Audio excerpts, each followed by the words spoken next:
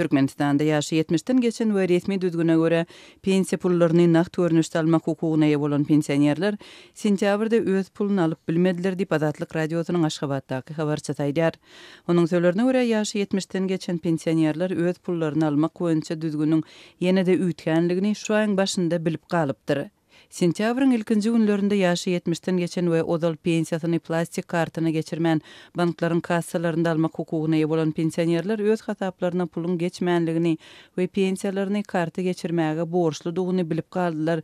Bu geçiş wagt talap edýär şeýdip adamlar belli bir wagtlap gününi görmek üçin pulsuz galdylar diýip Azatlygyň habarçy taýdýar.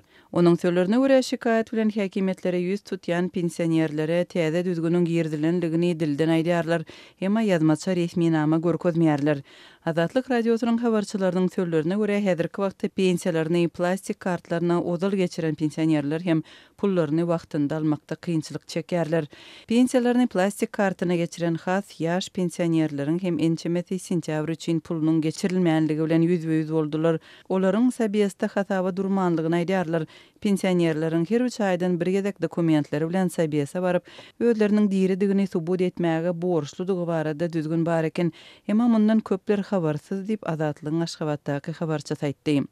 Türkmenistanyň häkimetleri ýyladyň pensiýa töleglerini bank kartlaryna geçirmek prosesini şu ýylyň maý aýynda başlapdy. Şonda pensiýalaryny nagt görnüşde almak mümkinçiligi diňe ýaşy 70-den geçen raýatlara berilipdi. Galanlary öz pensiýalaryny plastik kart açyp, şonuň üstünden nagt bolmadyk görnüşde almaly edildi. Birinji ýolda göje gelen resmi düzgüne görä ýaşy 70-e ýetmedik raýatlaryň pensiýa tölegleri bank kartlaryna geçirildi. Munyň bilen bir wagtyň özünde de pensionerler sebäbi düşündirilmeden pensiýalaryň gijikdirilmegine duçar boldular.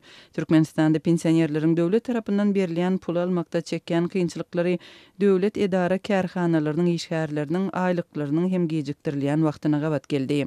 Munyň bilen bir wagtda gararsyz synçylar Türkmenistanyň paýtagtynda soňky döwürde dilekçilik edýän adamlaryň köpelenligini, olaryň arasynda gartaşan adamlaryň köp gözi ilýänligini belliýärler. 7 ýaşyndaky çagalar pensionerler açlyk derarly adamlaryň öýlerine aýlanyp, "Iýmit şol sanda kartoşka soğan soraýarlar" diýip Türkmenistan'yň alternativ habarlary neşri awgust aýynda ýazdy.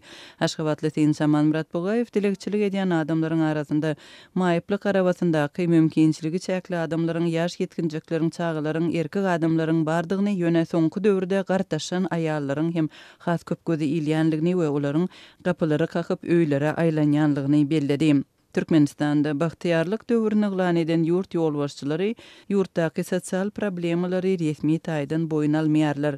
Ýurdun ýylaty bolsa azygyň gytçylygy we gymmatlamagy bilen ýüzbe-ýüz bolýar. Döwlet dukanlarynyň öňünde çörek, un, şeker we paxta ýagyny satyn almak isleýänleriň nowatlary dowam edýär.